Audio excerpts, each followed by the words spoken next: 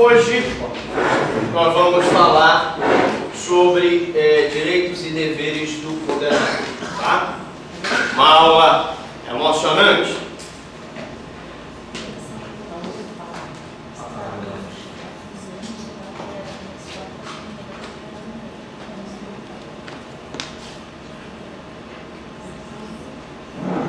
Bom, segundo a Constituição Federal, é assegurado aos presos o respeito à integridade física e moral. Primeira observação da nossa aula é no sentido de deixar bem claro que não é pelo fato da pessoa ter praticado um fato típico e antijurídico, né, ter sido preso, ter sido condenado, que ele perde os seus direitos. A Constituição assegura aos presos o direito à integridade física, o direito à integridade moral. Então, ninguém, mas ninguém mesmo, nenhum policial, nenhum agente carcerário, pode ofender a integridade física do preso. Lembrem-se que a execução penal, ela não só visa punir a prática da conduta delituosa, mas fundamentalmente ela visa recuperar. Se nós temos um sistema penitenciário que trata o preso como um animal, como é que nós vamos querer recuperar esse preso? Esse dispositivo da Constituição Federal, ele vem resguardando o direito dos presos. Diz o artigo 38 do Código Penal, por sua vez, que o preso conserva todos os direitos não atingidos pela perda da liberdade, impondo-se a todas as autoridades o respeito à sua integridade física e moral. Quer dizer, o artigo 38 do Código Penal, ele repete praticamente o artigo 5º da Constituição, né? Inciso 49, que assegura o preso o direito à integridade física e moral.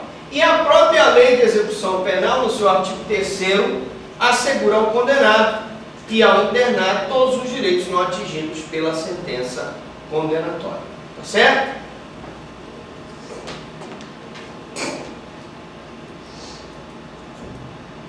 Bom, é nítida, então, a preocupação com a conservação dos direitos dos presos e dos internados.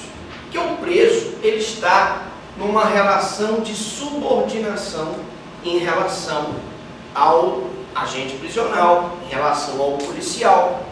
E às vezes o policial abusa do poder que ele tem sobre o preso e viola o direito do preso. Tá? Nós vimos em Penal 4 que quando a pessoa é presa, né, sem que haja flagrante delito, sem que haja ordem escrita da autoridade competente, quando a pessoa ficar presa além do tempo necessário imposto na sentença, nós vimos quando a pessoa, o preso, é submetido a vexame, né? Quando, por exemplo, o policial o deixa sem as vestes em local público, esse policial pode praticar com essa conduta o crime de abuso de autoridade previsto no artigo 3º e no artigo 4º. Nós vimos isso quando nós falamos em Penal 4. Né? Então, evidentemente, com respeito aos direitos e garantias individuais, é exigível também em relação ao preso provisório. Não estamos só garantindo aqui o direito do preso condenado em sentença transitada em julgado. Aquele preso provisório que foi preso em virtude de flagrante delito, de preventiva, de pronúncia ou de sentença condenatória recorrível, que nós chamamos preso provisório, ele também tem os mesmos direitos do preso em que já foi, a sua sentença já transitou em julgado. Significa dizer que tanto para o preso em condenação definitiva, quanto para o preso provisório, se o policial civil ou militar praticar algum ato contrário aos seus direitos, estará praticando abuso de autoridade. Agora vamos lá, ver de per si cada direito do condenado. Os direitos do condenado são assistência material. Bem, meus amigos, o que é assistência material? Preso tem o direito da assistência material. Assistência material são os recursos indispensáveis ao sustento do condenado, que devem ser fornecidos pelo Estado. Então, é a alimentação, é o vestuário, é as instalações higiênicas. Alguns de vocês poderão dizer, bom, professor, mas eu tenho conhecimento de que alguns estabelecimentos o preso não recebe alimentação adequada, o preso não recebe vestuário, o preso não está em instalações higiênicas adequadas. Ora, evidentemente, nós estamos falando aqui como é que está previsto na lei. A realidade do nosso país é uma realidade muito diferente do que está previsto na lei de execução penal. Agora, nós não estamos aqui nessa aula com o objetivo de fazer uma crítica ao sistema penitenciário. A nossa aula é com o objetivo de mostrar para vocês como as coisas estão previstas na lei. Evidentemente, nós sabemos que nem sempre as instalações onde os presos ficam são higiênicas. Nem sempre o preso recebe alimentação, mas isso é um direito do preso. Assistência material é um direito previsto no preso. Aí você vai dizer, bom, professor, então quer dizer que, teoricamente, se eu tiver um cliente preso que não estiver recebendo alimentação, que não estiver recebendo vestuário, que não estiver recebendo, não estiver em instalações higiênicas, eu posso então pleitear esse direito para o juiz da execução penal, para que aquele preso, meu cliente, possa ter uma alimentação adequada, possa estar no local adequado? Pode. Você pode pleitear, porque é direito do preso. E o sistema penitenciário tem que dar um jeito para resolver o problema. Bom, a higiene pessoal da cela, limpeza da cela, ela é um dever do preso. Quando nós falarmos sobre os deveres do preso, nós vamos falar da higiene pessoal. Assistência educacional. Meus amigos, assistência educacional também é um direito do preso. O preso tem um direito a receber instrução escolar. A Constituição assegura que todos têm o direito de receber educação.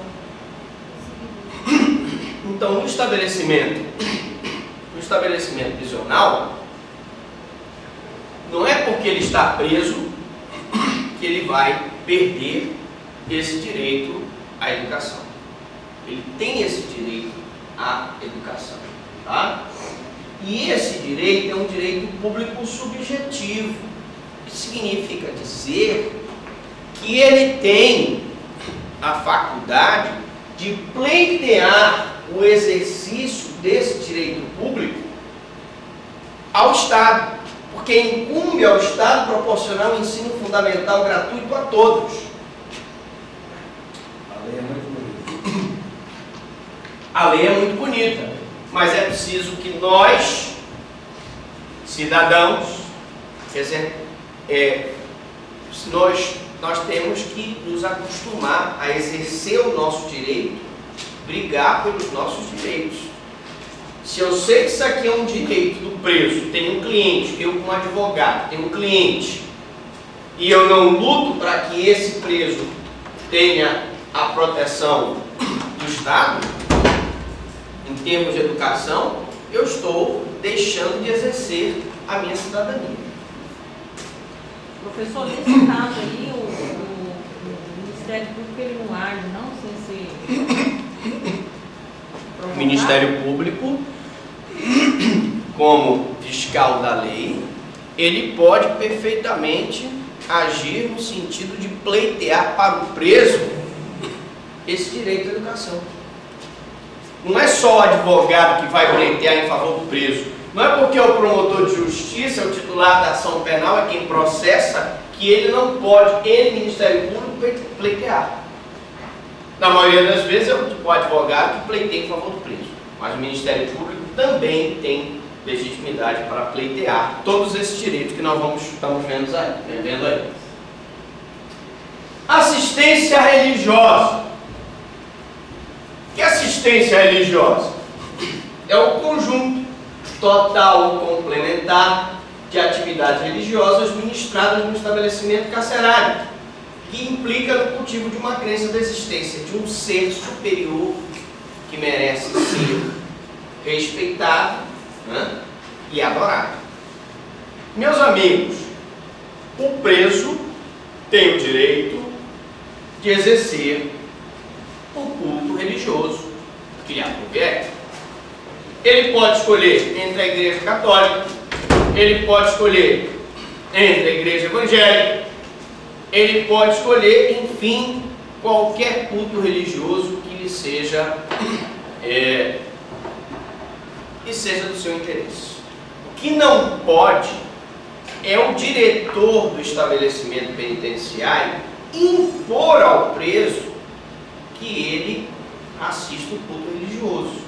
Nós vimos naquele filme Carandiru, aquele preso que depois de se arrepender dos inúmeros crimes que cometeu, naquele acesso até de loucura, por baixo daquela cena que ele está embaixo de uma chuva forte, ele acaba se dirigindo a uma igreja evangélica e o pastor o recebe. Aquela cena mostra que o preso ele tem a liberdade para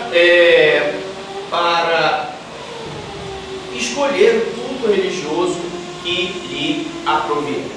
Beleza? Assistência social.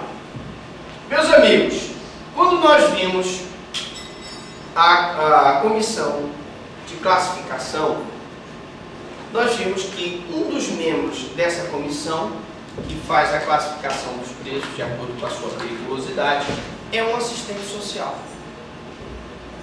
Os estabelecimentos prisionais devem possuir um assistente social, que é quem vai dar orientação, amparar o preso e prepará-lo para o retorno em sociedade.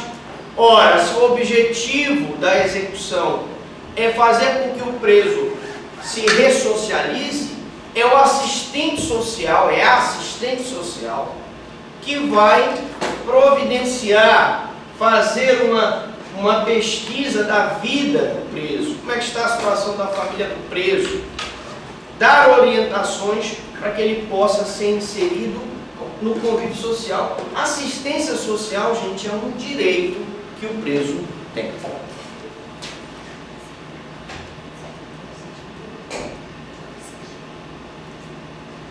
Bom, assistência à saúde. Meus amigos, independente ou não do preso ser segurado da Previdência Social ou ter um seguro privado, né, ter um plano de saúde privado, o Estado é obrigado a dar assistência à saúde do preso. O artigo 14 da Lei de Execução Penal determina ao preso, né, que o Estado prestará ao preso assistência à saúde de caráter preventivo